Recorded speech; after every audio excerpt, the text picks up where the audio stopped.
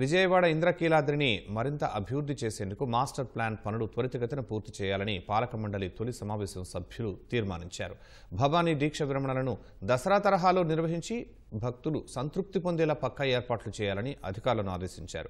దుర్గగుడి పాలక మండలి చైర్మన్ బొర్రా రాధాకృష్ణ అధ్యక్షతన జరిగిన తొలి సమావేశంలో 26 అంశాలపై చర్చించారు. ఎజెండాలోని 18 అంశాలకు సభ్యులు ఆమోదం తెలిపారు. ఇంద్రకీలాద్రి కొండపై ప్రైవేటు దుకాణాలు లేకుండా వారు కేటాయించిన ప్రదేశంలోనే జరిగేలా తగిన మార్పులు చేయాలని నిర్ణయించారు. మల్లేశ్వర స్వామి ఆలయాన్ని కూడా బంగారు తాపడం చేయించే విషయంపైన సభ్యులు చర్చించారు. మరి టెంపుల్ మీద ఉన్న షాపులు ఎవరైనా సరే బోర్డులు పెట్టాలి, భక్తులకు ఇబ్బంది లేకుండా ఎక్కువ రేట్లకు అమ్మకుండా పకటిబందీగా ఉండాలనుకున్నాం. మరి మేము కూడా 2 షాపులు రన్ చేయాలని దేవాలయం తరఫున అలవాటు చేద్దామని భక్తులకి అన్ని వస్తువులు దాంట్లో ఉండేటట్టుగా అలా చేస్తే కొంత కంట్రోల్ అవుద్దని మా ఉద్దేశం.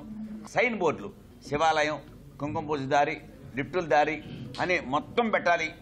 అది కంపల్సరిగా పెట్టాలని ఘాట్ రోడ్డు ఇదే మీద కానీ ఇక్కడ కానీ ఏ షాపులో కూడా ఉండటానికి వీలు లేదు అనే నిర్ణయానికి వచ్చాం మేము. ఎందుకంటే భక్తులు పెరిగిపోయారు, వాళ్ళకి ఇబ్బందిగా ఉంటుంది, ప్లేస్ చాలట్లేదు మనకి.